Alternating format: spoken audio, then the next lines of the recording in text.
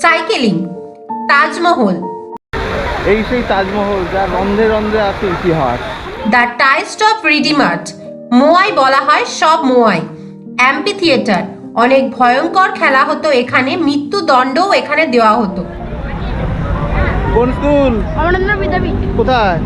তোমার অমরেন্দ্র বিদ্যাপীঠ। ভালো লাগছে? পিকনিক নাকি? Yes.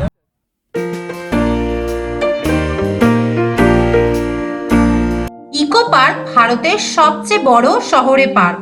একমাত্র এই পার্কেই আছে পৃথিবীর সপ্তম আশ্চর্য। পার্কে আসবেন আর কোনো অ্যাক্টিভিটি করবেন না তা কি হয়?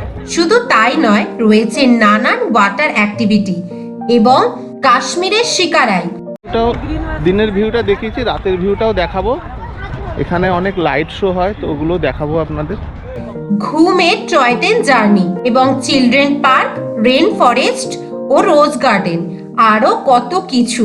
আর সেই সঙ্গে জমিয়ে খাওয়া দাওয়া। 8 থেকে 80 সবাই হবে খুশি।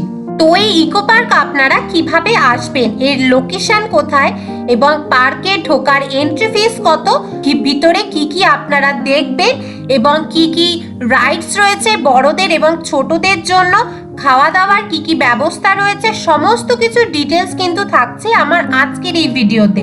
তাহলে চলুন আর দেরি না করে চটপট করে আপনাদের ঘুরিয়ে নিয়ে আসি ইকো পার্ক থেকে।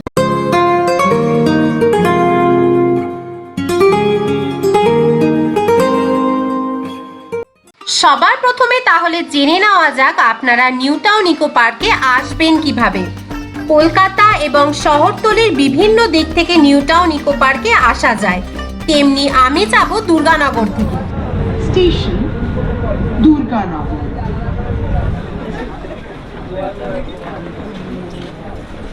তো আমরা দুর্গানগর স্টেশনে নেমে গেছি। আর কেউ যদি বিধাননগর হয়ে আসতে চান তাহলে বিধাননগর স্টেশনে নেমে 4 নম্বর প্ল্যাটফর্ম থেকে সোজা বাইরে বেরিয়ে আসবেন। ওখানে অটো স্ট্যান্ড আছে, তো ওখান থেকে অটো রিজার্ভ করে নিতে হবে। 200-250 টাকা মতো ভাড়া পড়বে। ওখান থেকে বিধাননগর থেকে সোজা অটো রিজার্ভ করে আপনারা ইকো পার্ক পৌঁছে যেতে পারবেন খুব সহজে। বিধাননগর থেকে অনেক অ্যাভেলেবেল বাসও আছে। বিধাননগর থেকে 4 নম্বর প্ল্যাটফর্ম থেকে সেম বাইরে বেরিয়ে এসে ওখানে প্রচুর বাস পেয়ে যাবেন।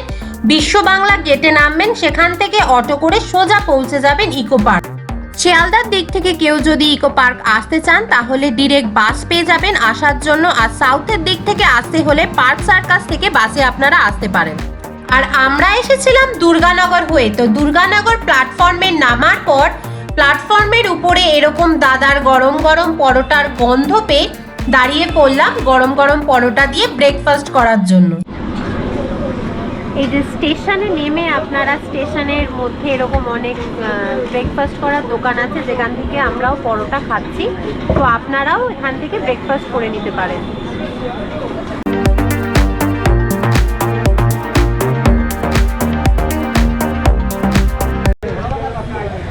দুর্গানগর স্টেশনের 2 নম্বর প্ল্যাটফর্মে এরকম সামনে দিক দিয়ে আপনারা বেরিয়ে আসবেন। যেখানেই আছে এখানে রিক্সা স্ট্যান্ড আছে এবং সামনে অটো স্ট্যান্ডও আছে। ওখান থেকে অটো ধরে আমরা চলে যাব এয়ারপোর্ট। 1 নম্বর যাবে। এখানে সামনে টোটো স্ট্যান্ড আছে, তো আপনারা রানিং টোটো বা সামনে টোটো স্ট্যান্ড থেকেও টোটোতেও করে আপনারা 1 নম্বর এয়ারপোর্টে যেতে পারেন। 10 টাকা ভাড়া নেবে পার ডে। তো আমরা টোটোতে উঠে পড়েছি। আর এই অটোগুলো যে দেখতে পাচ্ছেন, এই অটোগুলো হচ্ছে সব দুর্গানগর স্টেশন থেকে এয়ারপোর্ট যায়। দুর্গানগর স্টেশন থেকে 1 নম্বর এয়ারপোর্ট অবধি যাওয়ার টোটো এবং অটো দুটোরই ভাড়া সেম, মাত্র 10 টাকা।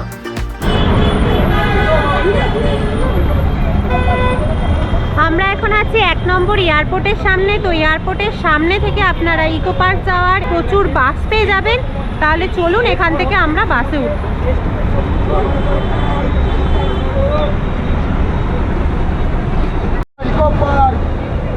এয়ারপোর্ট থেকে ইকো পার্কের শাটেলও এরকম পেয়ে যাবেন। 30 থেকে 35 টাকা মতো ভাড়া পড়বে।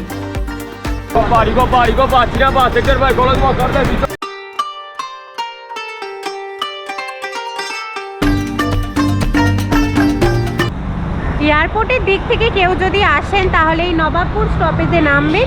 নেমে ঠিক রাস্তার ওপাশে গিয়ে আপনাদের যেতে হবে ইকো পার্ক 4 নম্বর গেট। আর যদি কেউ বিধাননগরের দিক থেকে আসেন তাহলে ওদিক থেকেই আসবেন, কোনো রাস্তা ক্রস করতে হবে না। মনে রাখবেন এয়ারপোর্টের দিক থেকে আসলে যে পাশে নামবে তার ঠিক অপোজিট পাশে চলে যাবেন, আর বিধাননগরের দিক থেকে আসলে যেদিকেই নামবেন সেদিক দিয়েই সোজা চলে গেলে আপনি পেয়ে যাবেন ইকো পার্ক 4 নম্বর। ইকো পার্ক 4 নম্বর গেট দিয়ে যদি কেউ পার্কে ঢুকতে চান তাহলে নবাবপুর বাস স্টপেজে নামতে হবে, আর ঠিক বাস স্টপেজে নামার পর এরকম সাবওয়ে বানিয়ে রাখা আছে, সাবওয়ে দিয়ে গিয়ে ওপাশে আপনি ইকো পার্ক 4 নম্বর গেট পেয়ে যাবেন। আর যদি কেউ 2 নম্বর 3 নম্বর বা 1 নম্বর গেটে নামতে চান তাহলেও বাসের কন্ট্রাক্টরদের বলে দেবেন, সেগুলোরও স্টপেজ আছে। ইকো পার্কের 4 নম্বর গেট এটা, তো এই 4 নম্বর গেট দিয়ে আমরা ভেতরে প্রবেশ করলাম। ইকো পার্ক খোলার নর্মাল টাইম হচ্ছে টিউসডে টু স্যাটারডে হচ্ছে 11টা থেকে 7:30, সানডে অ্যান্ড হলিডেজে হচ্ছে 10:30 থেকে 7:30, আর হচ্ছে কাউন্টার বন্ধ টাইম হচ্ছে 7টা, আর এন্ট্রি ফিস হচ্ছে 30 টাকা পার রেট। সারা বছরের এমনি দিনগুলোতে মানডেতে বন্ধ থাকে, আর এমনি ডিসেম্বর আর জানুয়ারি মাসের সিজনে মানডেতেও পার্ক খোলা থাকে। কাউন্টার থেকে আমাদের টিকিট কাটা হয়ে গেছে, এই যে টিকিট। এবার আমরা ভেতরে প্রবেশ করব।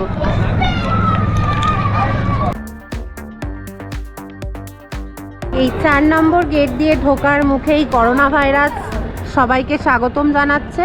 4 নম্বর গেট হয়ে ঢোকার মেন রিজনটা হচ্ছে 4 নম্বর গেট দিয়ে যদি ঢোকেন তাহলে চিলড্রেন পার্ক আর সপ্তম আশ্চর্য মানে 7 ওয়ান্ডার্স এটা আপনারা কাছে পাবেন। তো জেনারেলি 4 নম্বর গেট দিয়ে ঢুকে এগুলো দেখতে দেখতে দেন 3, 4, 3, 2, 1 হয়ে তারপরে এক্সিট হয়ে যাবেন, বেরিয়ে যাবেন। 7 ওয়ান্ডার্সের ভিতরে যদি আপনারা ঢুকতে চান তাহলে ভিতরে আলাদা করে কাউন্টার আছে, সেখান থেকে টিকিট কেটে নিতে হবে।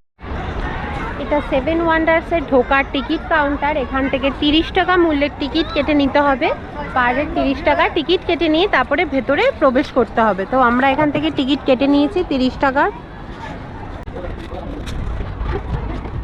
তো আমরা 7 ওয়ান্ডার্সের ভেতরে প্রবেশ করে গেছি।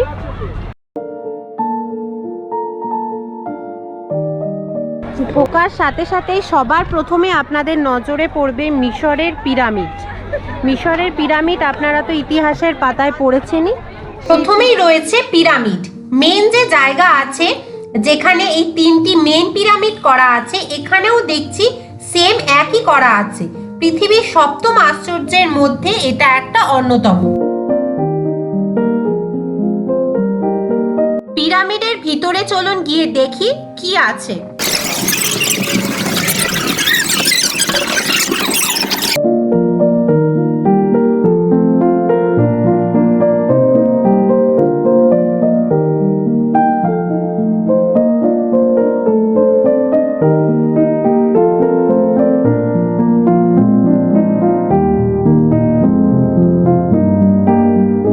পিরামিডের ভিতরে দেওয়ালে দেওয়ালে রয়েছে মিশরীয় সভ্যতার ইতিহাস, এবং ভেতরে রয়েছে এরকম মমি।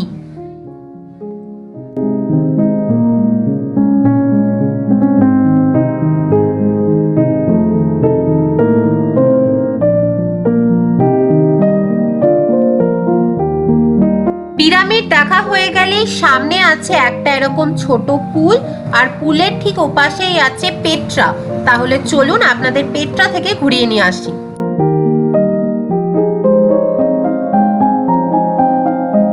এই হচ্ছে পেট্রা শহর।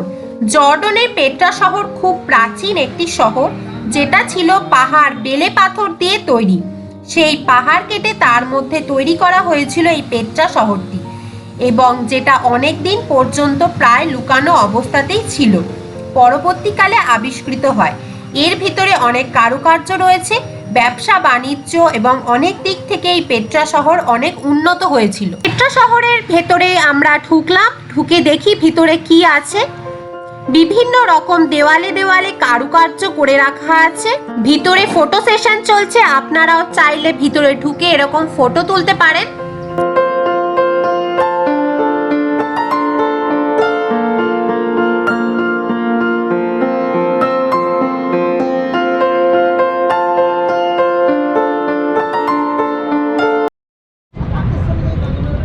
বাড়ি থেকে ডিম সেদ্ধ করে নিয়ে এসেছি। তো ইকো পার্কের ভিতরে বসে এরকম বাড়ি থেকে বানিয়ে আনা খাবারও আপনারা খেতে পারেন।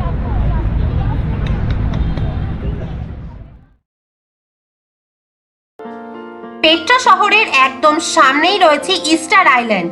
এদের মোয়াই বলা হয়, সব মোয়াই। প্রশান্ত মহাসাগরের পূর্ব উপকূলে রয়েছে চিলি, চিলিতে রয়েছে ইস্টার আইল্যান্ড। অসাধারণ ভাস্কর্য তৈরি করা হয়েছিল সেই সময়। অরিজিনাল জায়গায় যেতে পারলে ইস্টার আইল্যান্ডটা দেখতে ভীষণ ভালো লাগবে। এই যে মানুষের এই মূর্তিগুলো দেখতে পাচ্ছেন, নানান আকৃতি দিয়ে তৈরি করা হয় এবং এমনকি মানুষের আকৃতির বডি থেকে মাথার আকৃতি হচ্ছে অনেকটাই বড়। ইস্টার আইল্যান্ডের একেবারে সামনেই আছে ব্রাজিলের রিও ডি জেনেরো কর্কোভাডো পাহাড়ের উপরে কিন্তু রয়েছে দি টাইস্ট অফ রিডিমার। প্রথম বিশ্বযুদ্ধের পরে গোটা পৃথিবী যখন নাজেহাল অবস্থা, তখন বিশ্বাস ফিরিয়ে আনতে সেই বলা হয়ে যায় আশার প্রতিরূপ চিহ্নটি হলো দি টাইস্ট অফ রিডিমার।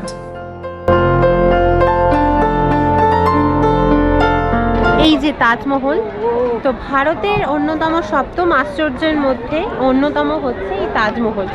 এবার চলে আসুন ভারতবর্ষে আগ্রার তাজমহলে। ঠিক তার একটা ক্ষুদ্র সংস্করণ ইকো পার্কের সপ্তম আশ্চর্যের মধ্যে রয়েছে। দেখুন কি পরিমাণে মানুষ আজকে এসছে, দেখুন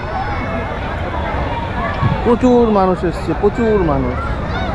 রন্ধ্রে আছে এই সেই তাজমহল, যা রন্ধ্রে রন্ধ্রে আছে ইতিহাস।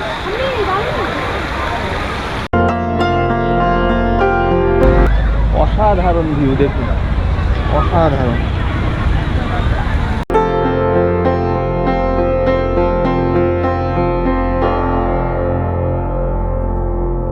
মানুষের আবেগটা দেখুন, কি পরিমাণে মানুষ এসছে দেখুন। আর ঠিক তার অপোজিটটার মধ্যে এই যে দোকানগুলো লাগানো আছে, মানে খুব সুন্দরভাবে, কারণ ভেতরের এখানকার খাবার দাবার একটু কস্টলি, তো এই দোকানগুলোতে খাবার দাবারগুলো ঠিক গেটের সামনে লাগানো আছে, কিন্তু দোকানগুলো ওপাশেই আছে। আপনারা এই পাশ থেকেও জিনিসপত্র এখানে কিনতে পারবেন। এটা আমি রিসেন্ট দেখছি, আগে এটা ছিল না। তো এখান থেকেও আপনারা কিনে নিতে পারেন।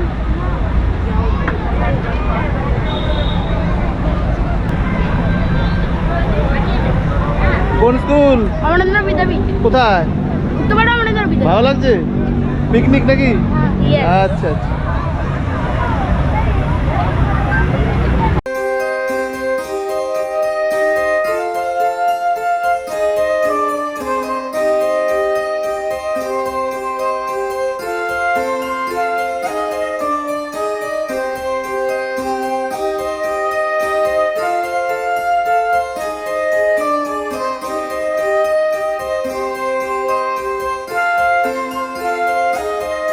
অ্যাম্পি থিয়েটার, যেটা রোম এবং ইতালিতে অবস্থিত। এই থিয়েটারে 50,000-এরও বেশি মানুষ একসঙ্গে একসাথে বসতে পারতেন। এই থিয়েটারে বিভিন্ন রকমের ক্লাসিক্যাল নাটক প্রদর্শনী হতো, গ্ল্যাডিয়েটরদের লড়ালড়ি ও মারামারিও এখানে হতো। এছাড়া অনেক ভয়ঙ্কর খেলাও হতো এবং মৃত্যুদণ্ড পর্যন্ত দেওয়া হতো এই কলসপে। এই জন্য এটা বিখ্যাত হয়ে আছে। এখন আমরা এসেছি চীনের প্রাচীরে। 7 ওয়ান্ডার্সের মধ্যে এটা একটা অন্যতম।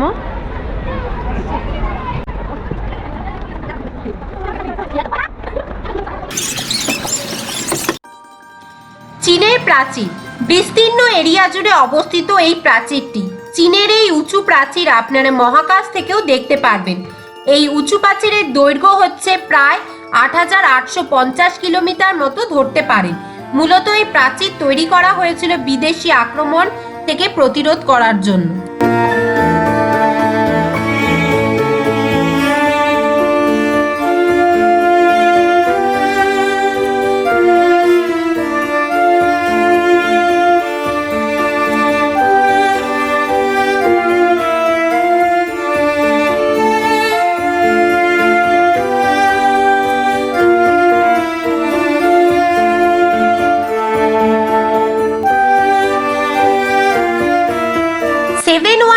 আপনাদের এতক্ষণ ঘুরিয়ে দেখালাম।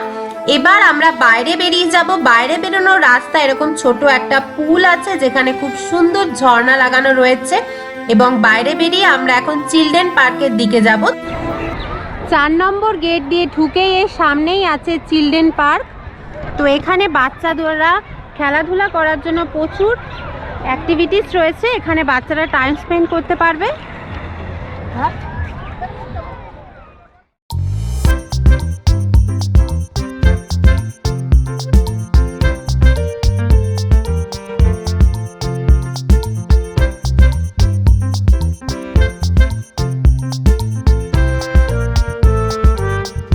বিভিন্ন স্কুল থেকে দেখতে পাচ্ছি বাচ্চারা এসেছে পিকনিকের জন্য।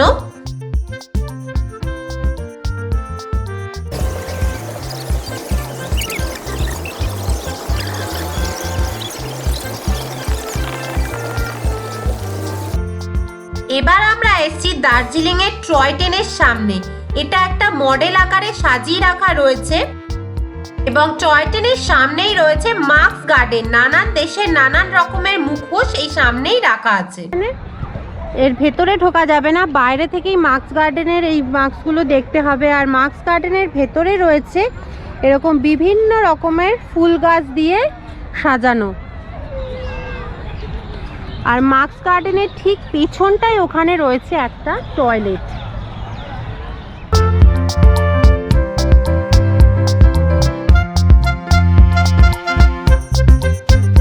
মাস্ক গার্ডেনের সামনেই এরকম সাইকেলিং এর কাউন্টার আছে, যেখান থেকে ডবল কেরিয়ার, ট্রিপল কেরিয়ার এবং সিঙ্গেল কেরিয়ারের সাইকেল পেয়ে যাবেন। 30 মিনিট সাইকেল চালানোর প্রাইস হচ্ছে মাত্র 150 টাকা। তো আমরাও 150 টাকা দিয়ে 30 মিনিটের জন্য একটা সাইকেল নিয়ে নিলাম। পার্কে আসবেন আর কোনো অ্যাক্টিভিটি করবেন না তা কি হয়? এই একটা সাইকেল নিয়ে নিয়েছি আমরা 150 টাকায় 30 মিনিট সাইকেলিং করছি।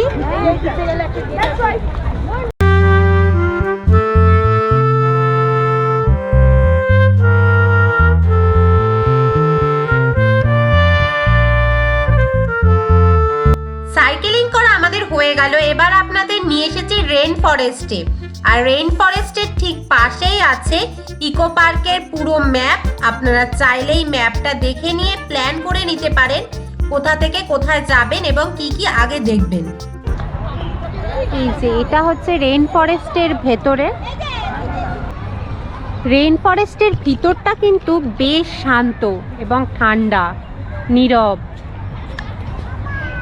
এই দেখো রেইন ফরেস্টের ভিতরে গাছে একটা খুব সুন্দর ফুল হয়ে রয়েছে।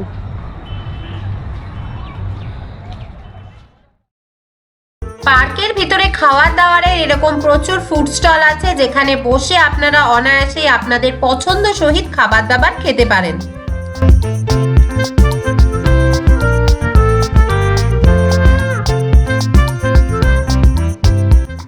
আপনারা পার্কের ভিতর টয় ট্রেনও চড়তে পারেন। টয় ট্রেনের প্রাইস হচ্ছে 150 টাকা। পুরো পার্কটা আপনাদের ঘুরিয়ে দেখাবে।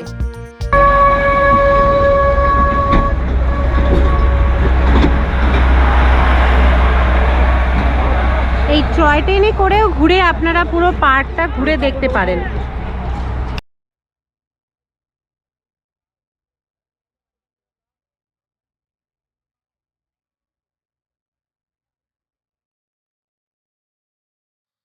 আপনারা এই ঝিলের মধ্যে বোটিং করার ব্যবস্থা রয়েছে, সেই বোটিংও করতে পারেন। এবং প্যাডেল বোট যদি করেন 4 জন হচ্ছে 200 টাকা এবং 30 মিনিট। আর যদি শিকারাই বোট করেন তাহলে 300 টাকা 4 জন।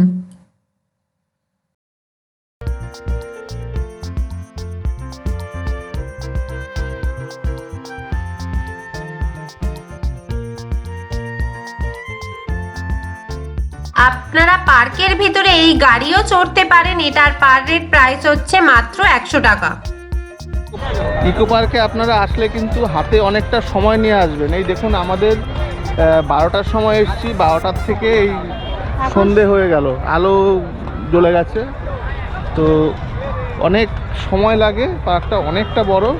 তো যখন আসবেন অবশ্যই সময় নিয়ে আসবেন অনেকটা। দিনের ভিউটা দেখিয়েছি, রাতের ভিউটাও দেখাবো। এই যে রাত্রিবেলার মাস্ক গার্ডেন, এই যে আলো জ্বলছে ওই মুখোশটার মধ্যে। এখানে অনেক লাইট শো হয়, তো ওগুলো দেখাবো আপনাদের।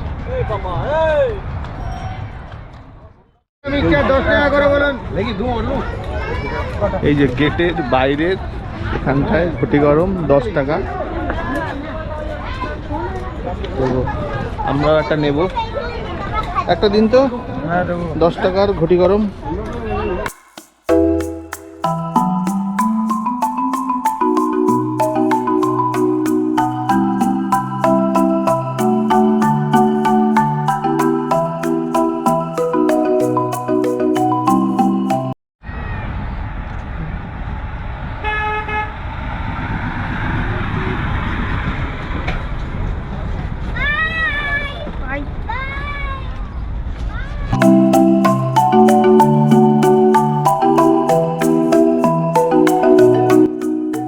গার্ডেনের ভিতরে এরকম বিভিন্ন বন্য প্রাণীর মূর্তি বানিয়ে রাখা আছে, কিন্তু এগুলোকে টাচ করবেন না, এগুলো কিছু হলে তার জরিমানা দিতে হবে। দিনের বেলার থেকে রাত্রিবেলার ইকো পার্কের রূপ হচ্ছে পুরোপুরি আলাদা। চারিদিকে বিভিন্ন রকম আলোকসজ্জায় সজ্জিত ইকো পার্ক এক মায়াবী রূপ ধারণ করে।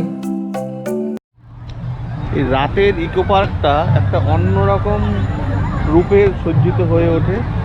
এই দেখুন,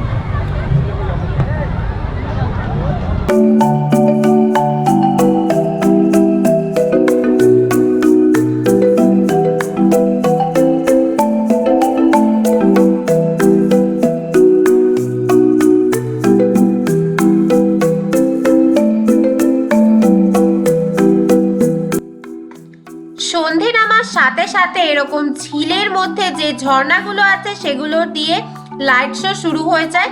তো কি অসাধারণ লাগছে শুধু আপনারা দেখুন।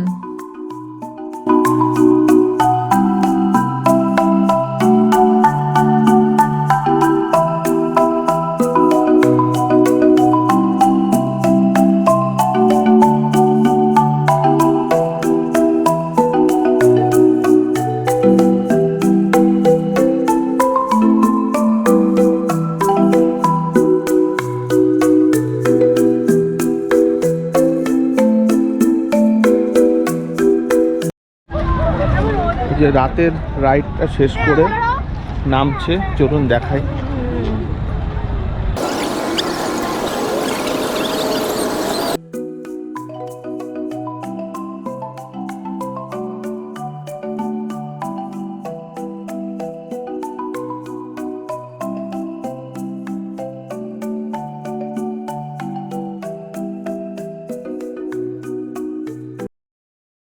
টয় ট্রেনের টিকিট কাউন্টার হচ্ছে 2 নম্বর গেট দিয়ে ঢুকেই জাস্ট সামনে। তো এখান থেকে আপনারা টিকিট কেটে নেবেন টয় ট্রেন চড়ার জন্য। এই ছোট্ট ভিডিওটির মাধ্যমে একদিনে ইকো পার্ক কিভাবে আপনারা ঘুরতে আসবেন, ইকো পার্কের লোকেশন কোথায়, ইকো পার্কে এসে কি কি খাওয়া দাওয়া করবেন এবং ইকো পার্কের ভিতরে কি কি দেখার জিনিস আছে, সমস্ত কিছু ডিটেলস কিন্তু আমি এই ভিডিওতে দেখিয়েছি।